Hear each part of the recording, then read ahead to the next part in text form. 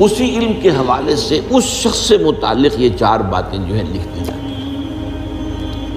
اب اس کو سمجھنا چاہیے، اصل میں جو بات مسئلہ تقدیر کے سمجھنے میں، جو یوں سمجھیے کہ ایک بہت آسان فارمولہ ہے اگر سمجھنا چاہے انسان، اور یہ میں عرض کر چکا ہوں کہ سمجھنا چاہیں گے تو سمجھ جائیں گے، تفصیل میں جائیں گے تو الجھ جائیں گے، اور مناظرہ اور مباحثہ کریں گے تو گمراہ ہو جائیں گے۔ چنانچہ اسی پر میں حدیث آپ کو سنا چکا ہوں کہ ایک مرتبہ حضرت ابو ہریرہ فرماتے ہیں کہ حضور صلی اللہ علیہ وسلم برآمد ہوئے اپنے حجرے سے، اور ہم مسجد کے گوشے میں بیٹھے ہوئے تقدیر کے بارے میں بحث کر رہے تھے، تو آپ شدید ناراض ہوئے، اور اس قدر آپ کا چہرہ مبارک غصے کی وجہ سے سرخ ہو گیا کہ ایسے محسوس ہوا جیسا آپ کے گالوں میں انار کا رس جو ہے وہ ڈال دیا گیا ہے، وہ اس کے اوپر بہا دیا گیا، وہ سرخ قندھاری انار، اس کا تصور کیجئے، وہ عام تو انار نہیں جس کے اندر وہ رنگ نہیں ہوتا۔ پھر آپ نے فرمایا غصے سے، کیا تمہیں اس بات کا حکم دیا گیا؟ کیا مجھے تمہاری طرف اسی کام کے لیے بھیجا گیا کہ اس مسئلے میں تم بحث کرو؟ عزمت علیکم، میں تاکید کر رہا ہوں اس مسئلے میں بحث سے گریز کرو، بحث مت کرو۔ تو یہ مسئلہ اگرچہ اس اعتبار سے بڑا مشکل ہے، اگرچہ سمجھنا چاہیں تو سمجھ سکتے ہیں، لیکن میں ایک اور حدیث بھی آپ کو سنا دوں کہ اس پر ایمان کس قدر لازم ہے۔ یہ ایک تابعی ہے حضرت ابن الدیلمی رحمۃ اللہ علیہ، وہ فرماتے ہیں، ذرا طویل حدیث ہے، میں اس کا خلاصہ بیان کر رہا ہوں، کہ میرے دل میں تقدیر کے بارے میں کچھ وسوسے پیدا ہوئے، تو میں نے جو بھی کبار صحابہ اس وقت زندہ تھے، بقید حیات تھے، ان سب سے ملاقات کی۔ ابی ابن کعب رضی اللہ تعالیٰ عنہ، جن کے بارے میں حضور نے فرمایا ہے کہ اقرأہم ابی ابن کعب، میرے صحابہ میں قرآن کا سب سے بڑا عالم ابی ابن کعب۔ ان کے علاوہ عبداللہ ابن مسعود کے پاس بھی میں گیا رضی اللہ تعالیٰ عنہ، جن کی حدیث ہم پڑھ رہے ہیں۔ حذیفہ بن یمان کے پاس میں گیا رضی اللہ تعالیٰ عنہ۔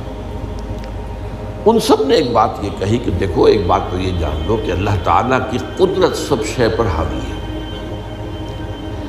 اللہ تعالیٰ اگر لو ان اللہ عذب اہل سماواتہ و اہل ارضہ عذبہم وہو غیر ظالم لہم، اللہ اگر تمام آسمان والوں کو اور تمام زمین والوں کو عذاب دے تو اسے عذاب دینے کا حق حاصل ہے، وہ عذاب دے سکتا ہے بغیر اس کے کہ ہم کہیں کہ وہ ظالم ہے۔ تمام زمین والے اور تمام آسمان والوں میں تو نیکوکار بھی آ گئے۔ یہ اصل میں ایک بڑا اہم مسئلہ ہے کہ جو ہمارے اور معتزلہ کے درمیان مختلف فی ہے۔ معتزلہ ہی کے انداز میں اہل تشیع کا عقیدہ بھی ہے کہ اللہ پر عدل واجب ہے، اہل سنت کے نزدیک اللہ پر کوئی شے واجب نہیں، اللہ کا اختیار مطلق ہے، جو چاہے کرے۔ چنانچہ وہ ظالم کو معاف کر سکتا ہے جب چاہے، اور وہ کسی اچھے آدمی کو عذاب دے سکتا ہے جب چاہے۔ یغفر لمن یشاء ویعذب من یشاء واللہ علی کل شیء قدیر۔ یہ سورہ بقرہ کی آخری آیت میں ہے کہ آیات میں سے ہے، لاسٹ بٹ 3 آیت میں۔ تو اس اعتبار سے اللہ کا ایک تو اختیار مطلق ہے۔ پھر میں زید ابن ثابت کے پاس گیا تو انہوں نے یہی بات مرفوعاً بیان کی کہ میں نے خود حضور سے سنی ہے یہ بات۔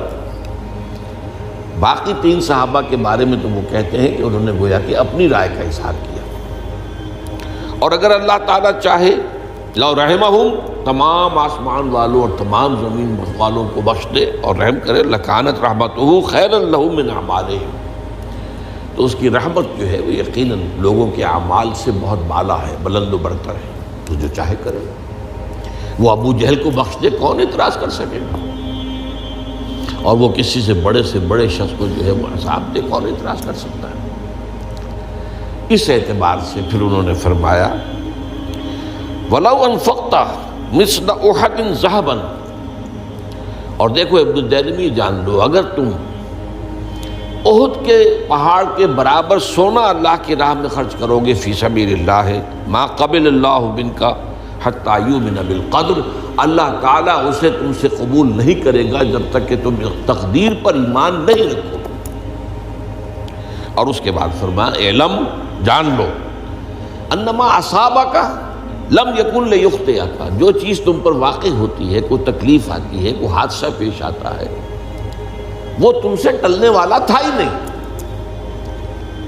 مطلب یہ کہ تم سوچو کاش میں یوں نہ کرتا، یوں کر دیتا، اگر یہ ہو جاتا، وہ ہو جاتا تو میں بچ جاتا، نہیں، وہ تو آنے والی بات تھی، وہ اللہ کی کتاب، وہ اللہ تعالیٰ کے علم قدیم کے اندر پہلے سے لکھا ہوا تھا، تو موجود ہے، تو وہ تو آنی ہی آنی تھی۔ وَأَنَّمَا أَخْطَأَكَ لَمْ يَكُنْ لِيُصِيبَكَ، اور جو چیز کہ تم سے چھوٹ گئی، جاتی رہی، تمہارے ہاتھ سے نکل گئی، ممکن ہی نہیں تھا کہ وہ تمہیں ملتی، وہ اللہ تعالیٰ کا وہ جو علم قدیم ہے اس کے اندر پہلے سے طے ہے۔ وَلَوْ مِتَّ عَلَىٰ غَيْرِ هَٰذَا لَدَخَلْتَ النَّارَ، اگر دیکھو تم غور سے سن لو، اگر اس عقیدے کے سوا کسی اور پر تمہاری موت واقع ہوئی تو جہنم میں داخل ہو جاؤ۔ تو یہ اس ایمان بالقدر کی اہمیت کا معاملہ۔ اب اس کے لیے جو میں کہہ رہا تھا کہ ایک فارمولہ جو سمجھ میں آ سکتا ہے وہ یہ ہے، انگریزی کی جو اصطلاحات کے حوالے سے پہلے میں واضح کروں گا، وہ ذرا زیادہ واضح ہے۔ ایک ہے پری نالج، کسی چیز کا علم پہلے سے ہونا، ایک ہے پری ڈیسٹینیشن، کسی شے کا پہلے سے طے پا جانا۔ ان دونوں میں گڑبڑ کا نہیں کرنا چاہیے۔ اللہ کا علم قدیم اس کے جبر کو مستلزم نہیں ہے، اس کا علم ہے یہ کہ تم یہ کرو گے، اس کا مطلب یہ نہیں ہے کہ تم اس کے جبر کے تحت کر رہے ہو۔ اس کی ایک سادہ سی مثال میں دیا کرتا ہوں، پھر میں عرض کروں گا، سمجھنا چاہیں تو یہ فارمولہ بہت کافی ہو جائے۔ آپ کسی بچے کے سامنے کوئی کھلونا ڈال دیں، آپ کو تقریباً یقین ہے وہ متوجہ ہوگا، اسے اٹھائے گا۔ ہو سکتا ہے بچہ کسی اور دھن میں ہو اس وقت، ادھر اس کی توجہ کسی اور وہ نہ اٹھائے۔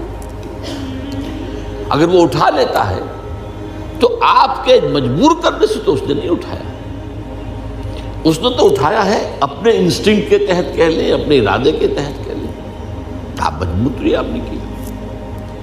لیکن اللہ تعالیٰ کا جو اندازہ ہوتا ہے، وہ اندازہ قدر کے معنی اندازہ بھی ہے، میں بیان کر چکا ہوں آپ کو۔ اس کا جو علم قدیم ہے وہ غلط ثابت نہیں ہو سکتا، ظاہر بات ہے کہ پھر تو اعلیٰ کل شیء علیم وہ ہے ہی، اس کا علم قدیم جو ہے اس میں کوئی خطا نہیں ہو سکتی۔ یہ ہے در حقیقت پری نالج اور پری ڈیسٹینیشن، دونوں کے اندر فرق کر لیا جائے، یہ جبر نہیں ہے۔ ہاں اللہ تعالیٰ کا علم ہے، اس علم کے مطابق چیز جو ہے وہ لکھتی گئی ہے، وہ تو ہو کر رہی ہے، ہوتی تو ہے، لیکن اس کے